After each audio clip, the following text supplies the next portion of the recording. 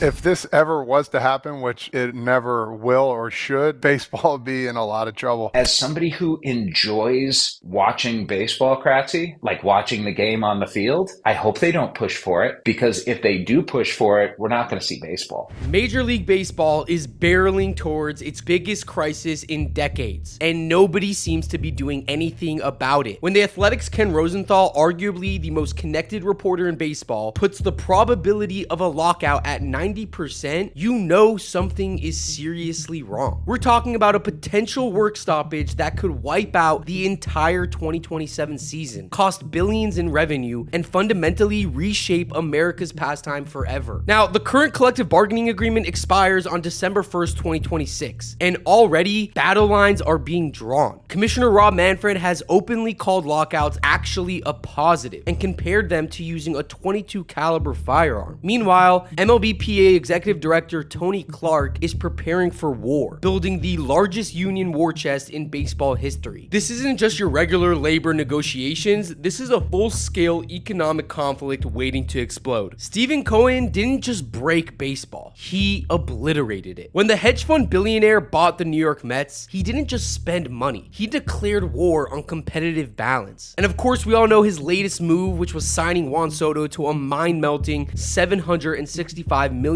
contract with zero deferrals, making it the largest deal in professional sports history. But Cohen isn't even the biggest problem here. That belongs to the Los Angeles Dodgers and their $1 billion deferred money scheme. You see, Shohei Ohtani's $700 million contract, he's only getting paid $2 million per year during his playing career, with $680 million of that deferred until 2034 through 2043. This creative accounting lets the Dodgers field a $379 million roster while gaming the luxury tax system. They've basically turned baseball's salary structure into a legal Ponzi scheme. The numbers are staggering. The Mets spent $323 million in 2025, while the Miami Marlins spent $31 million. That's more than a 10-to-1 spending ratio. The Dodgers and Yankees generate over $700 million in revenue annually, while teams like the Sacramento A's operate on $84 million total payroll. This isn't competitive imbalance, it's systemic destruction of the sports foundation. Now, here's where things get dangerous. You see, for the first time since the devastating 1994-95 strike, owners are seriously pushing for a hard salary cap. CNBC reported that MLB officials have discussed adding both a salary cap and a salary floor, and even traditionally big spending teams are getting on board with this. Dodgers CEO Stan Kasten, whose team just spent $1 billion on deferred contracts, admitted greater parity would be a benefit to the game. The players union, on the other hand, sees salary cap as an existential threat. Tony Clark's response was blunt. We remain of the mind, as we have over the last 50 or 60 years, that the industry does not need it. Every major work stoppage since 1990 has involved salary cap proposals, and players have never backed down on this issue. It's the third rail of baseball labor relations. But what makes 2027 different is the stakes that are at hand. You see, record revenues of $12.1 billion in 2024 should make everyone happy, but instead, they've created a bigger divide than ever. Large market teams are using financial engineering to exploit every loophole, while small market owners pocket revenue sharing money instead of investing in players. You see, the system isn't just broken, it's rigged. Baseball's last salary cap fight nearly killed the sport. The 1994 strike lasted 232 days, canceled 948 games, and wiped out the entire postseason, the first World Series cancellation since 1904. The financial damage was catastrophic. $580 million lost by owners, $230 million lost by players, but the real cost was 20 years of fan alienation. At the time, Tony Gwynn was hitting .394 when the strike began, chasing baseball's first 400 hitter since Ted Williams. Matt Williams had 43 home runs with 18 games left, on pace to break Roger Maris's record. The Montreal Expos had the best record in baseball, but never recovered from the strike, eventually becoming the Washington Nationals. And attendance dropped 20% and took 12 years to return to pre-strike levels. Former Marlins president David Samson isn't mincing words about 2027. He says, "I am guaranteeing a lockout at the end of 26, minimum of 4 months. The season will be delayed until May at best in 2027." End Ken Rosenthal agrees. If the owners push for a salary cap, as I expect they will do, you're going to have a work stoppage. The historical pattern is clear. Baseball owners overreach, players hold firm, seasons get canceled, and everybody loses. The difference is that in 1994, MLB was the undisputed national pastime. But in 2027, it's competing with the NFL, NBA, soccer, streaming, and TikTok for attention. Baseball can't afford another 1994. The dirty secret of baseball economics is that revenue sharing has become a wealth transfer scheme that makes things worse, not better. You see, teams receive approximately $200 million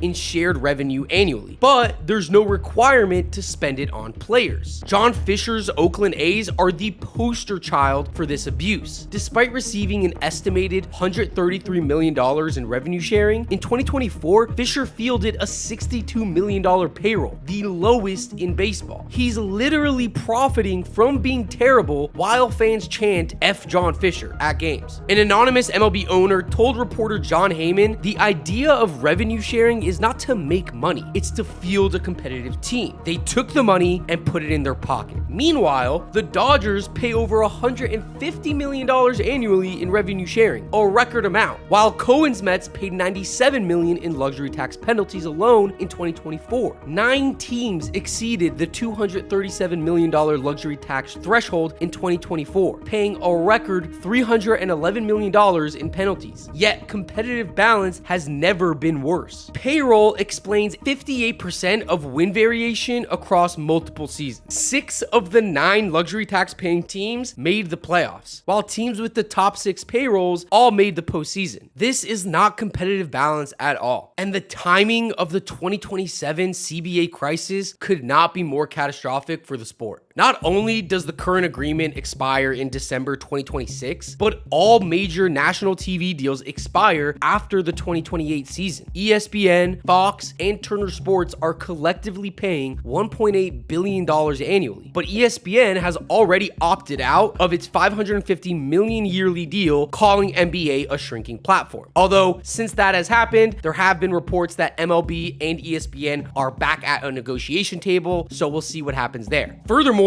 regional sports networks are collapsing faster than the Oakland A's fan base. Diamond Sports bankruptcy affected 14 plus teams, forcing MLB to take over local broadcasts. By 2028, MLB expects to control the majority of local rights for national bundling, but only if they have labor peace and a compelling product. You see, a work stoppage in 2027 would devastate MLB's position in the 2028 media negotiations. Historical precedent suggests a 30 to 50% reduction in national media rights value if viewership is damaged by canceled games. When your primary revenue source is already questioning your value, you can't afford to give them even more reasons to walk away. And the international implications are even more significant. The 2028 Olympics in Los Angeles represent the first opportunity for MLB players to participate in Olympic competition. Commissioner Manfred and MLBPA head Tony Clark have both expressed open-mindedness about pausing the season for Olympic participation, but that requires a cooperative labor relationship. A bitter 2027 lockout would kill any chances of Olympic participation and damage MLB's international growth initiatives. The 2027 CBA crisis ultimately comes down to a philosophical war between two extreme approaches. On the player side, they want no salary cap and the ability to make as much money as possible, while the owners want a salary cap in order to limit spending and maximize profit. This is the argument that could prevent baseball from being played entirely in 2027. Revenue sharing abuse taken to its logical conclusion. And to be honest, there isn't an instant fix. Even adding a salary cap wouldn't stop John Fisher from underspending. Despite owning a franchise worth over $1 billion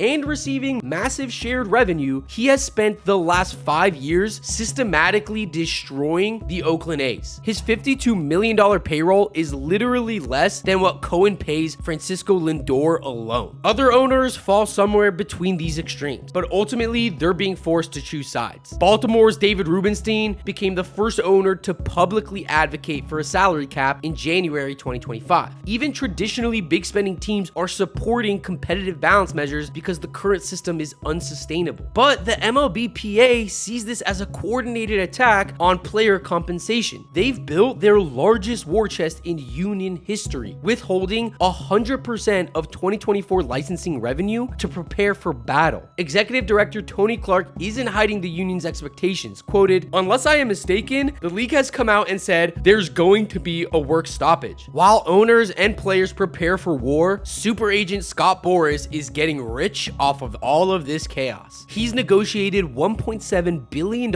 in contracts during the 2024-25 offseason alone, earning an estimated $40.7 million in commissions. His influence extends beyond individual deals. 5 of his clients sit on the MLBPA executive committee, making him arguably the second most powerful person in CBA negotiations. And Boras has consistently opposed salary caps and spending limitations, arguing that market forces should determine player compensation. His clients include many of the controversial deferred money deals driving owners crazy. But what's funny is that when negotiating Soto's record contract, Boras explicitly rejected deferred money. Quoted, "That was never a track that we followed." He essentially trolled owners while printing money. So Boras's influence highlights another problem with the current system. Individual player interests don't always align with collective bargaining goals. Boras wants maximum contracts for superstars, while the union needs to protect average players and prospects. This tension could complicate MLBPA solidarity if negotiations get ugly. And despite claims of improved parity, MLB's competitive balance has never been worse in the modern era. The Tampa Bay Rays' entire 26-man roster costs less than what the Mets pay Soto and Lindor combined. The Kansas City Royals won the World Series in 2015, but chose not to keep their core players, losing Eric Hosmer, Lorenzo Cain, and Mike Moustakas to free agency. Remember, they could easily afford to pay these players, but former owner David Glass simply chose to maximize profits. This means even successful small market approaches are unsustainable. For example, the Milwaukee Brewers operate in the smallest market, but have remained competitive through exceptional player development and analytics. However, they are consistently one bad season away from complete teardown because they can't afford to make mistakes or retain star players long term. And the Dodgers' deferred money strategy has made things exponentially worse. Only teams with long-term financial security can defer massive payments, creating an additional competitive advantage for large markets. In theory, small market teams can also offer $680 million in deferred money. After all of the owners are billionaires. However, the issue with this is, in reality, is that billionaires aren't going to invest $500 million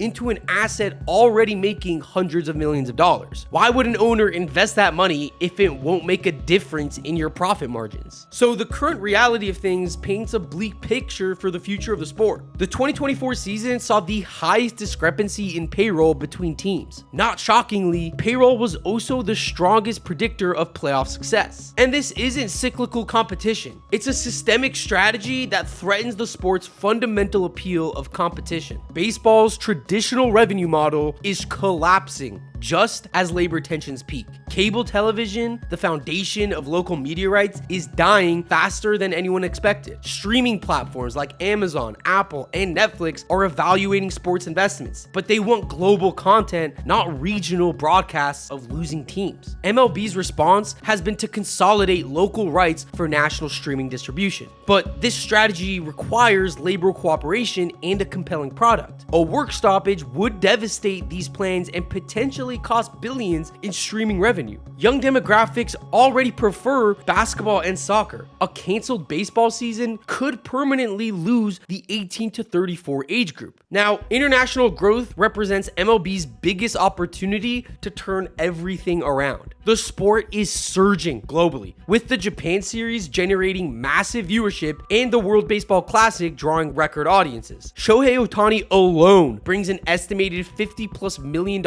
annually in endorsements and international international sponsorship. Canceling the 2027 season would destroy this momentum at the worst possible time. Labor experts suggest several potential compromises, but each faces massive obstacles. A salary cap / floor system with a $100 to $150 million floor and a $300 to $350 million cap would force spending by bottom teams while limiting top spenders. Revenue sharing could be tied to ensuring players receive around 50% of total revenue, matching other major sports. Another approach include enhanced luxury tax penalties, draft pick redistribution favoring small markets, and strict deferred money limitations. Some even propose requiring revenue transparency from owners and implementing real penalties for teams that pocket shared revenue. The problem with all of this is that meaningful compromise requires unprecedented change from both sides. Owners would need to provide financial transparency they've never offered, while players would need to accept restrictions on compensation they've opposed for nearly a century. And neither side has shown willingness to make these concessions, especially the owners. So let me make things extremely simple. Owners want a salary cap in order to limit how much each team can spend on players. This would limit the record-breaking contracts we see nearly every offseason, and in theory would allow small market teams to compete with big markets. Players, on the other hand, don't want this because they want to make as much money as possible, and rightfully so. Players argue that if a salary cap is put in place, it will give teams more of a reason not to spend. Now, historical CBA negotiations typically resolve in the last week before expiration, but 2027 stakes demand an earlier resolution. The current agreement expires December 1st, 2026, putting spring training 2027 immediately at risk. If formal negotiations don't begin by the end of this season, there won't be enough time for meaningful compromise. And Commissioner Manfred's public statements suggest that owners view lockouts as strategic leverage rather than a last resort. His comparison of lockouts to firearms was unprecedented rhetoric that signals confrontation rather than collaborative intentions. When your commissioner is publicly advocating for work stoppages, it's hard to imagine good faith negotiations. And the MLBPA's preparation of their largest war chest in history also indicates that they're expecting extended conflict. Union leadership has explicitly stated they expect a work stoppage and are preparing accordingly. Basically, both sides are positioning for battle rather than for resolution. Now, the critical dates for everyone to keep in mind here include the March 2026 World Baseball Classic, which could be disrupted by negotiation tensions. Another date to keep in mind is the 2028 Olympics opportunity that requires both sides for planning. Every month of delay makes compromise less likely and increases the probability of conflict. The 2027 CBA crisis represents an existential threat to Major League Baseball's position as a major American sport. Unlike in 1994, when baseball could recover through the steroid-fueled home run chase, today's entertainment landscape offers fans countless alternatives. The NFL dominates American sports culture, the NBA attracts younger demographics, and soccer is rapidly growing among millennials and Gen Z in America. A work stoppage would hit baseball at its most vulnerable moment. Attendance has been declining since 2007. Now again, I know these numbers this year have shown promise. Average ticket prices exceed $140, and younger fans increasingly have chosen other sports. Even the successful 2022 lockout, which resolved without missing regular season games, generated significant negative publicity from the fans. Now, I do think it's worth mentioning that recent stats have shown a massive growth in regional, national, and international viewership for Major League Baseball. The recent rule changes have made game times faster, improved pace of play and officiating accuracy, and it's clearly working. But with that being said, the economic damage would be huge. The current MLB revenue of $12.1 billion means a canceled 2027 season would cost the league not just hundreds of millions of dollars, but tens of billions of dollars. More importantly, multiple strategic opportunities to gain more revenue would be lost forever. For example, the 2028 media negotiations, Olympic participation, international expansion, and streaming platform partnerships all depend on labor stability and positive momentum. A bitter lockout would destroy these opportunities and set baseball back decades in its competition with other sports. Fan reaction would also be swift. The 1994 strike took 12 years to recover from. But as I've said, today's fans have more options and less patience. A full generation of potential baseball fans could be lost permanently, accelerating the sport's decline decline among younger demographics. The ultimate irony in this is that the crisis comes during a period of record financial success. Baseball has never been more profitable, yet the distribution of that wealth has never been more unequal, and that threatens the sport's competitive integrity. Baseball is literally killing itself with success. Finally, let me put two things into perspective. In 2022, MLB players received just 44.5% of the league's revenue. However, that year, the NFL paid their players 48%, and the NBA paid their players 51%, meaning that of the three largest sports leagues in the United States, MLB pays the lowest percentage of revenue. So as we head through the 2025 season, every indicator points towards the most destructive labor conflict in baseball history. Ken Rosenthal's 90% lockout prediction isn't just speculation. It's based on the positions of both sides, on the positions of both owners and players. And that's on top of the fact that Commissioner Manfred has explicitly endorsed lockouts as a positive strategy. Neither side is showing willingness to compromise on fundamental issues. You see, the biggest issue is the salary cap remains the nuclear option that has triggered every single major baseball work stoppage since 1990. Players will never accept limits on their earning potential, while owners increasingly view salary caps as the only solution to runaway spending and competitive imbalance. These positions are mutually exclusive and historically non-negotiable. Steve Cohen's $765 million